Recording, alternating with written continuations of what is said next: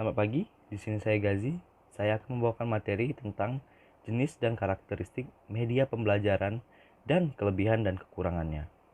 Sebelum kita masuki materi, ada baiknya kita mengetahui terlebih dahulu apa itu media pembelajaran.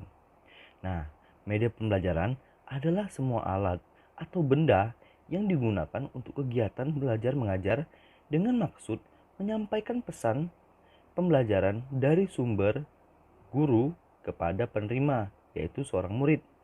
Berdasarkan pendapat ahli tersebut, dapat disimpulkan bahwa media pembelajaran adalah alat bantu untuk menyampaikan pesan dari sumber kepada penerima. Seperti yang dijelaskan oleh Sadiman, yaitu seorang ahli pendidikan, menjelaskan media pembelajaran adalah segala sesuatu yang dapat digunakan untuk menyalurkan pesan dari pengirim ke penerima pesan. Dalam hal ini adalah proses merangsang pikiran, perasaan, perhatian, dan minat serta perhatian siswa, sehingga proses belajar dapat terjalin.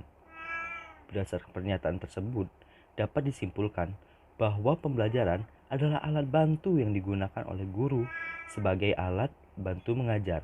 Dalam interaksi pembelajaran, guru menyampaikan pesan ajaran berupa materi pembelajaran kepada siswa. Nah, setelah kita ketahui apa itu media pembelajaran, sekarang kita bahas pula apa itu fungsi dan manfaatnya. Pertama, kita mulai dari fungsi. Saya akan menjelaskan apa saja fungsi dari media pembelajaran tersebut. Yang pertama, media pembelajaran dapat mengatasi keterbatasan pengalaman yang dimiliki oleh para siswa. Yang kedua, media pembelajaran dapat melampaui batasan ruang kelas.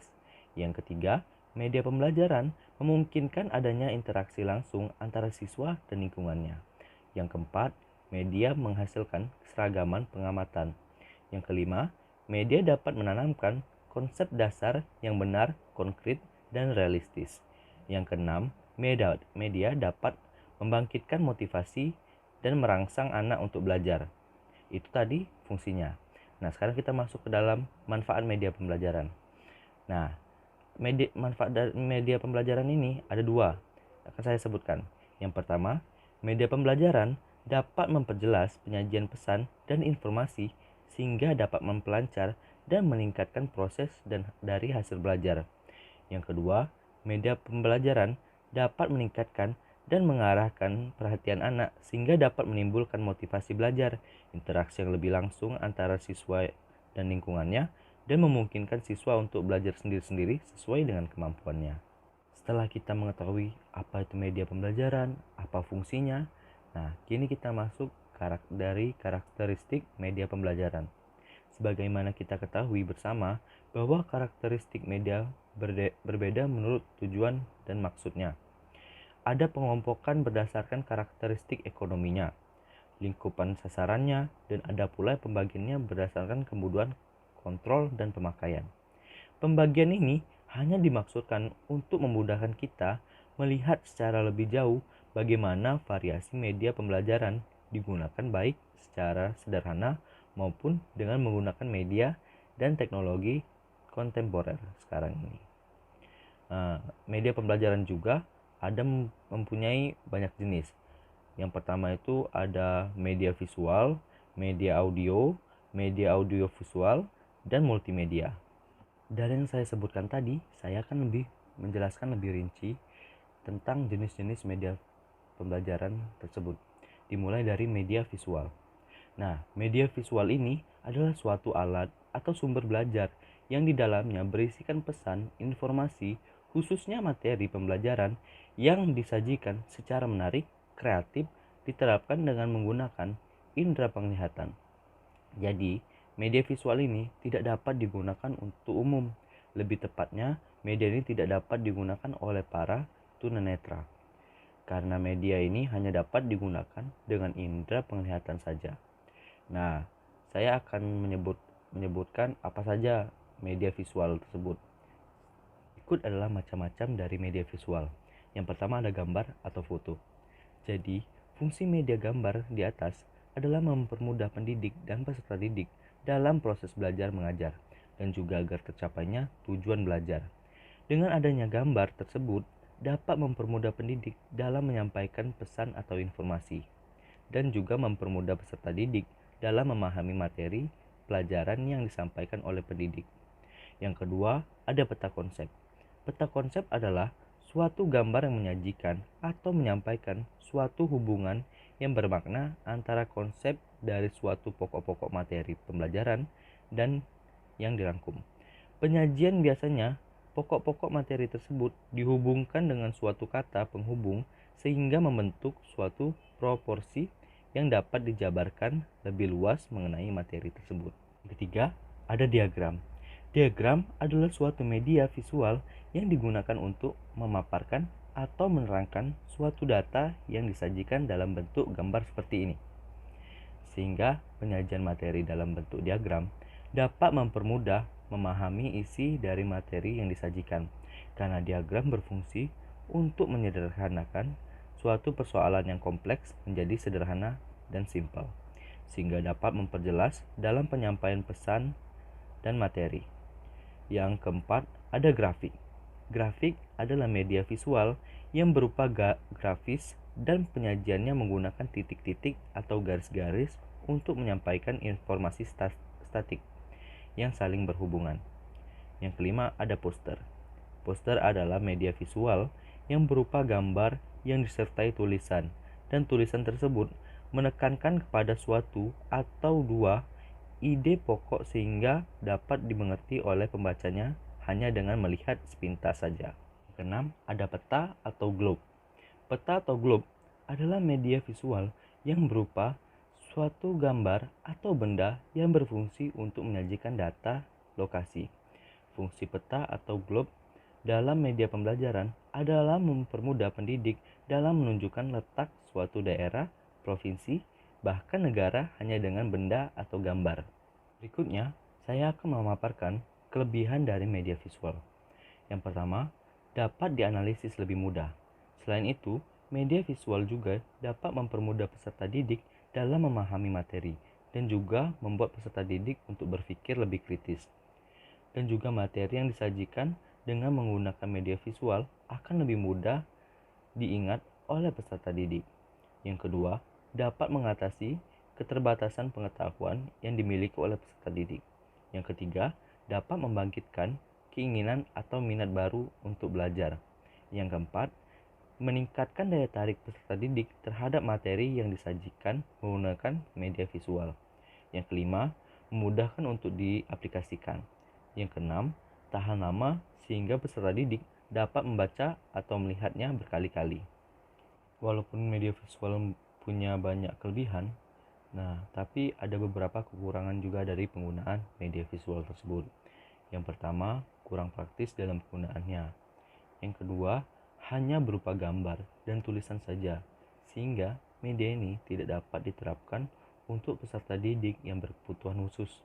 Salah satunya adalah tunanetra. Yang ketiga, biaya produksi cukup mahal, karena sebelum menggunakannya, media ini harus dicetak terlebih dahulu dan mengirimkannya sebelum dapat dinikmati oleh masyarakat. Nah, setelah kita membahas tentang media visual, kita bahas tentang apa itu media visual, apa kelebihannya, apa kekurangannya. Nah, sekarang kita masuk ke media audio. Apa itu media audio?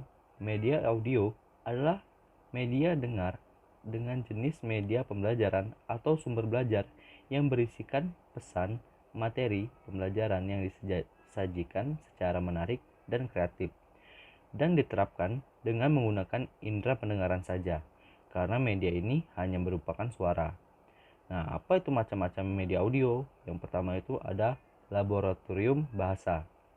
Laboratorium bahasa merupakan media audio yang berfungsi untuk menunjang proses belajar mengajar dan penerapannya menggunakan indera pendengaran saja. Media ini biasanya digunakan untuk mempelajari tentang bahasa asing seperti bahasa Arab, bahasa Inggris, seperti itu. Lanjut, ada yang kedua yaitu radio. Fungsi radio sebagai media belajar adalah mendapatkan informasi-informasi yang dimuat di dalam radio tersebut. Berikutnya akan kita bahas kelebihan dan kekurangan dari media audio. Pertama-tama kita bahas terlebih dahulu apa itu kelebihannya. Yang pertama, biayanya yang harus dikeluarkan hanya sedikit atau dalam kata lain murah. Yang kedua, media memudah dibawa dan dipindahkan sehingga mudah dalam penggunaannya. Yang ketiga, materi dapat diputar kembali. Yang keempat, dapat merangsang keaktifan pendengaran peserta didik dan juga dapat mengembangkan daya imajinasi seperti menulis, menggambar, dan sebagainya. Nah, berikutnya akan kita bahas pula kekurangannya. Yang pertama, media ini bersifat abstrak karena hanya berupa suara sehingga dapat hal-hal tertentu juga memerlukan bantuan visual. Yang kedua, karena media audio ini bersifat abstrak, pemahaman pengertiannya hanya bisa dikontrol melalui kata-kata atau bahasa serta susunan kalimat. Yang ketiga, media ini berhasil jika diterapkan bagi mereka yang sudah mempunyai kemampuan dalam berpikir abstrak. Yang keempat, media ini tidak dapat diterapkan oleh peserta didik yang berkebutuhan khusus, lebih tepatnya bagi mereka yang tunarungu. Nah, setelah kita membahas media audio dan media visual, kita bahas pula media gabungan antara audio dan visual, yaitu media audiovisual. Nah, apa itu media audiovisual? Media audiovisual adalah jenis media pembelajaran atau sumber belajar yang berisikan pesan, materi, pelajaran yang dibuat secara menarik dan kreatif dengan menggunakan indera pendengaran dan juga penglihatan. Media ini berupa suara dan gambar. Nah, berikut macam-macam dari media audio visual. Yang pertama ada televisi. Televisi berperan penting untuk pendidik karena pendidik terbantu dalam menyampaikan hal-hal yang tidak bisa dibawa ke dalam kelas. Siswa bisa menggunakan media tersebut di rumah. Yang kedua ada media film. Film merupakan media audio visual yang amat besar kegunaannya dalam proses belajar mengajar karena film dapat memenuhi kebutuhan siswa yang berhubungan dengan materi yang dipelajari. Apa sih kelebihan dari media audiovisual? Berikut akan saya sebutkan. Yang pertama, pemakaian tidak terkait waktu. Yang kedua, sangat praktis dan menarik. Yang ketiga, harganya relatif tidak mahal karena bisa digunakan berkali-kali. Yang keempat, menghemat waktu dan video atau film dapat diputar kembali. Nah, selain ada kelebihannya, juga pasti ada kekurangan. Yang pertama, jika memutarkan film terlalu cepat, siswa tidak dapat mengikuti pembelajaran. Yang kedua, untuk media film bingkai suara harus memerlukan ruangan yang gelap. Yang ketiga, untuk media televisi tidak bisa dibawa kemana-mana karena cenderung di tempat tertentu saja. Nah, berikutnya saya akan menjelaskan apa itu multimedia. Multimedia adalah penggabungan teks, gambar, animasi, foto, video, dan suara untuk menyajikan informasi. Multimedia merupakan produksi teknologi mutakhir yang bersifat digital. Media ini mampu memberikan pengalaman belajar yang kaya dengan berbagai kreativitas. Penggunaan multimedia dapat disesuaikan dengan kemampuan belajar, pembelajaran, dan didukung dengan sarana fasilitas yang memadai. Banyak metode strategi yang dapat digunakan untuk menggunakan multimedia yang efektif dan interaktif. Nah, itu tadi adalah isi dari materi, jenis dan karakteristik media pembelajaran serta kelebihan dan kekurangannya. Saya harap apa yang saya sampaikan bisa berguna bagi kalian semua. See you next time.